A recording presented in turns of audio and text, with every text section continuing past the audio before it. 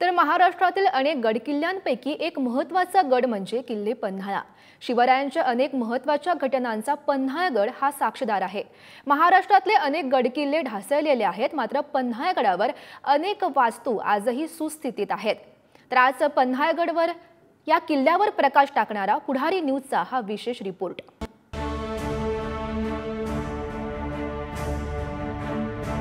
हाच तो पन्हाळगड जो शिवरायांच्या पदस्पर्शाने पावन झालाय। छत्रपती शिवाजी महाराजांच्या जीवनातील अनेक महत्त्वाच्या घटनांचा साक्षीदार छत्रपती शिवाजी महाराज आणि छत्रपती संभाजीराजे यांनी रायगडानंतर याच पन्हाळगडावर सर्वाधिक वास्तव्य केलं। कोल्हापूर पासून अवघ्या 20 किलोमीटर अंतरावर पन्हाळगड आता बुरुजांसह तटबंदीला भेगा पडल्यात। याकडे पुरातत्व खातं दुर्लक्ष करत असल्याचं बोललं जातं।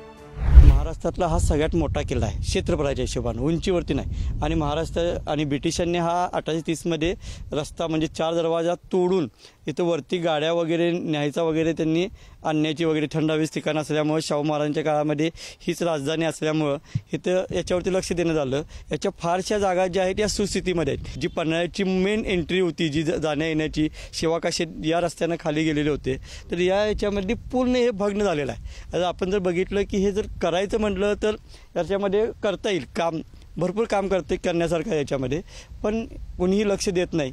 पुरातत्व खातं फक्त 150 कोटी मंजूर झाले, 200 कोटी रुपये मंजूर झाले, पण ते पैसे कुठं जातात काही कळत नाही। महाराष्ट्रात असणाऱ्या अनेक गड किल्ल्यांमधला एक महत्त्वाचा गड म्हणजे किल्ले पन्हाळगड।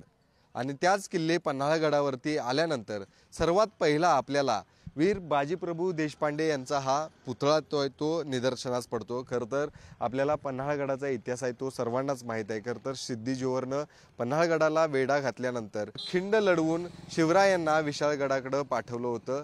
तो लढा देखील आपल्याला माहीत आहे। आणि खरं तर त्यांचेच या ठिकाणी आठवण असावी म्हणून एक भव्य पुतळा जो आहे तो पन्हाळगडावरती या ठिकाणी गेल्या अनेक वर्षांपासून आपल्याला पाहायला मिळतो। खरं तर याच पन्हाळगडावरती 2 मावळे जे आहेत ते बाजीप्रभू देशपांडे असू दे किंवा वीर शिवा काशीद असू दे, या दोघांची साक्ष देण्यात 2 महत्त्वाचे पुतळे देखील या ठिकाणी उभारण्यात आलेले आहेत। आणि हेच पुतळे आज देखील अनेक पर्यटक जेव्हा जेव्हा कोल्हापुरातल्या याच पन्हाळगडावरती येतात तेव्हा त्यांना पाहायला मिळतात। पन्हाळा किल्ला 1178 ते 1209 या दरम्यान शिलाहार शासक भोजराजानं बांधला। त्यानंतर देवगिरी यादवांमधल्या राजा सिंघना यांनी राजा भोजचा पराभव केला आणि पन्हाळा किल्ला यादवांच्या ताब्यात केला। तसंच 1489 मध्ये हाच पन्हाळा आदिलशाहीच्या ताब्यात होता।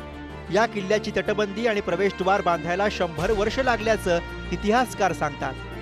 1659 मध्ये छत्रपती शिवाजी महाराजांनी विजापूरकडनं पन्हाळा जिंकला। त्यानंतर सिद्धी जोहरनं पन्हाळ्याला वेढा दिला। हा वेढा तोडून महाराज विशाळगडाकडे गेले, पण शिवा काशीद आणि बाजी प्रभू यांनी प्राणांची बाजी लावली।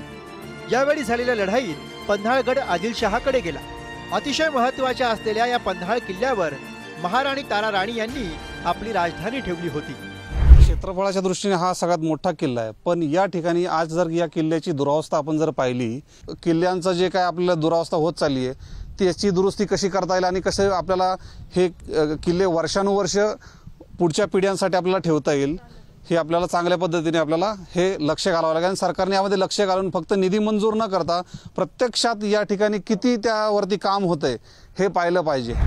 महाराष्ट्राच्या अनेक किल्ल्यांपैकी कोल्हापुरातील पन्हाळ किल्ला हा एकमेव असा किल्ला आहे पन्हाळगडावर आजही वाहनाद्वारे फिरता येत, त्यामुळे पर्यटकांनी समाधान व्यक्त केलंय। पूना से स्पेशली पन्हाड़गढ़ किला देखने के लिए आई हूँ। बहुत सारे किले में घूमी हूँ, बट सबसे ज़्यादा मेंटेन क्लीनिंग पन्हाड़गढ़ काफ़ी अच्छा है। सिंहगढ़ भी गए थे हम लोग, प्रतापगढ़ वगैरह भी गए हैं, बहुत सारे महाराष्ट्र के किले गए हैं, बट सबसे ज़्यादा मेंटेन पन्हाड़गढ़, क्लीनिंग भी है।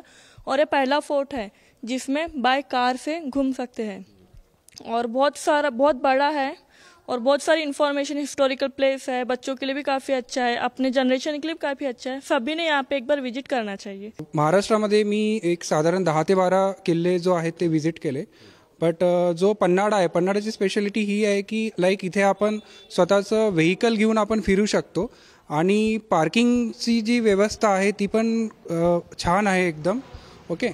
आणि सर्वांना एक निवेदन आहे की तुम्ही पण एकदा इथे येऊन विजिट करा आणि गडाला एक्सप्लोर करा। पन्हाळा गडावरती आजही अनेक वास्तू सुस्थितीत असल्याचं पाहायला मिळतं आणि त्यापैकीच माझ्या मागे असणाऱ्या याच अंबरखान्याच्या 3 वास्तू. खरं तर अंबरखाना म्हणजेच पन्हाळा गडावरची धान्याची कोठारं. गंगा, सिंधू, सरस्वती अशा या 3 धान्य कोठारांची नावं आहेत. जवळपास 20 ते 25 हजार खंडी धान्य या धान्य कोठारांमध्ये मावलं जायचं आणि म्हणूनच गेल्या अनेक वर्षांपासून ही धान्याची कोठारं आजही त्याच अवस्थेत या ठिकाणी पाहायला मिळतात. त्यामुळं या पन्हाळ्याच्या वैभवात ही धान्य कोठारं एक मोठं योगदान देताना पाहायला मिळते. पन्हाळगडावर धान्याचं कोठारही होतं. अशा या महत्त्वाच्या पन्हाळगडावर काही महत्त्वाची ठिकाणं आहेत. छत्रपती शिवाजी महाराजांच्या अनेक घटनांचा साक्षीदार असलेला पन्हाळगडाचं वैभव सर्वांनी जतन केलं पाहिजे. प्रशासनासह आपल्या सर्वांची ती जबाबदारी आहे. छत्रपती शिवरायांच्या आणि हजारो मावळ्यांच्या पराक्रमाची साक्ष देत आजही पन्हाळगड या ठिकाणी उभा असताना पाहायला मिळतोय. मात्र गेल्या अनेक वर्षांपासून याच पन्हाळगडाची दुरावस्था होताना दिसत आहे. मात्र याकडे पुरातत्व विभाग तसंच प्रशासनाकडून जाणीवपूर्वक दुर्लक्ष करत असल्याचा आरोप होतोय. तसंच या ठिकाणी आजपर्यंत अनेक निवेदनं अनेक संघटनांकडून देण्यात आलेली आहेत. पन्हाळगडाची जे वैभव होतं ते पुन्हा एकदा प्राप्त करून द्यावं अशी मागणी देखील होते. मात्र याकडे प्रशासन केव्हा लक्ष देणार असाच सवाल आता सर्वसामान्य आणि शिवप्रेमींकडून होताना पाहायला मिळतोय. कॅमेरामन ओंकार वळवडेसह शेखर पाटील, पुढारी न्यूज, कोल्हापूर. शेखर पाटील, पुढारी न्यूज, कोल्हापूर.